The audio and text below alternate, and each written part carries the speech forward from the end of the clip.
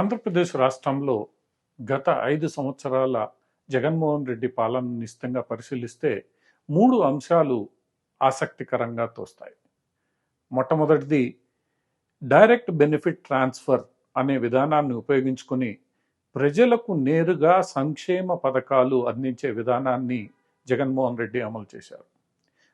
ఎన్నో ఉచిత పథకాలకు సంబంధించిన నిధుల్ని నేరుగా ఆయా లబ్ధిదారుల అకౌంట్లలోకి చేర్చడం ద్వారా జగన్మోహన్ రెడ్డి ఎన్నో పథకాలను అమలు చేయడం ప్రారంభించారు. దీంతోపాటు ఈ పథకాల యొక్క అమలు ఎలా జరుగుతోంది, ఆ అమలు ఒక విధానం ప్రకారం అందరికీ చేరేలా చూడడానికి వీలుగా, లేదా ప్రతి ఒక్కళ్ళకి ఈ ఫలాలు అందచేయడానికి వీలుగా వాలంటీర్ల వ్యవస్థని జగన్మోహన్ రెడ్డి ఏర్పాటు చేసుకున్నారు.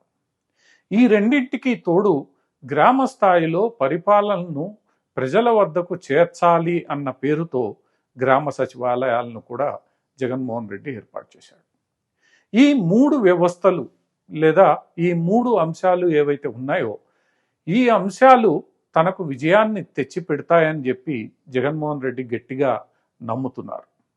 ఎందుకంటే ఎటువంటి అవినీతికి తావు లేకుండా ఒక సంక్షేమ పథకానికి సంబంధించిన మొత్తాన్ని ఆయా లబ్ధిదారుల బ్యాంకు ఖాతాల్లో నేరుగా చేర్చడం వలన మధ్య దళారీలు అవినీతికి పాల్పడకుండా వారికి అవకాశం లేకుండా చేశానని జగన్మోహన్ రెడ్డి స్పష్టం చేస్తున్నారు.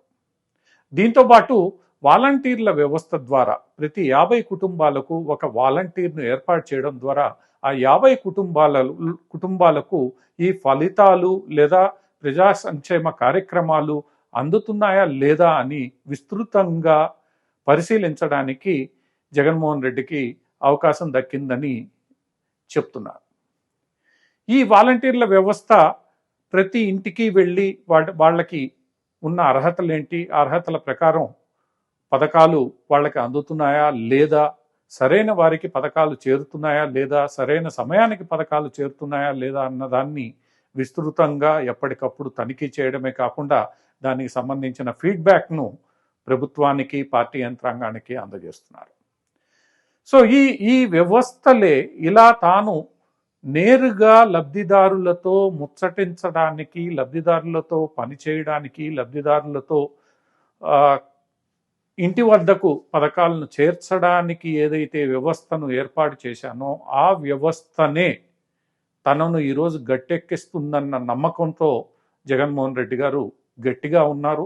ఆ ధీమాతోనే జగన్మోహన్ రెడ్డి గారు ఈరోజు తన శాసనసభ్యుల్ని కూడా, బలమైన శాసనసభ్యుల్ని కూడా టికెట్ నిరాకరించే పరిస్థితుల్లోనికి జగన్మోహన్ రెడ్డి గారు వెళ్ళారు. ఎందుకంటే ఈ 3 అంశాలు శాసనసభ్యులతో నిమిత్తం లేకుండా తన ప్రభుత్వాన్ని లబ్ధిదారులు లేదా ఓటర్లతో నేరుగా అనుసంధానం చేయడానికి లేదా అనుసంధానించబడ్డాయని చెప్పడానికి జగన్మోహన్ రెడ్డి తటపటాయించడం లేదు. నేరుగా తాను వీళ్లతో, ఓటర్లతో అనుబంధం ఏర్పరచుకున్నానని, తాను చేపడుతున్న ఈ కార్యక్రమాల పట్ల ప్రజలు సంతోషంగా ఉన్నారని, ఆ కార్యక్రమాల్ని సద్వినియోగం చేసుకోలేని విఫలమైన శాసనసభ్యులు ఎవరైనా ఇంటిదోవ పట్టాల్సిందేనని జగన్మోహన్ రెడ్డి గారు గట్టిగా భావిస్తున్నారు. ఆ భావనలకు అనుగుణంగా ఇప్పటికే ఎందరో పార్లమెంటు సభ్యుల్ని, శాసనసభ్యుల్ని జగన్మోహన్ రెడ్డి మార్చివేశారు. దీనికంతా కారణం ప్రజలకు తాను అందిస్తున్న సంక్షేమ ఫలితాలు. కొన్ని లక్షల కోట్ల రూపాయలు ప్రజల ఖాతాల్లో, వివిధ సమూహాలకు చెందిన ప్రజల ఖాతాల్లో ఎటువంటి అవినీతికి తావు లేకుండా నేరుగా చేరాయనే నమ్మకం జగన్మోహన్ రెడ్డిలోనే ఉండడం కారణం.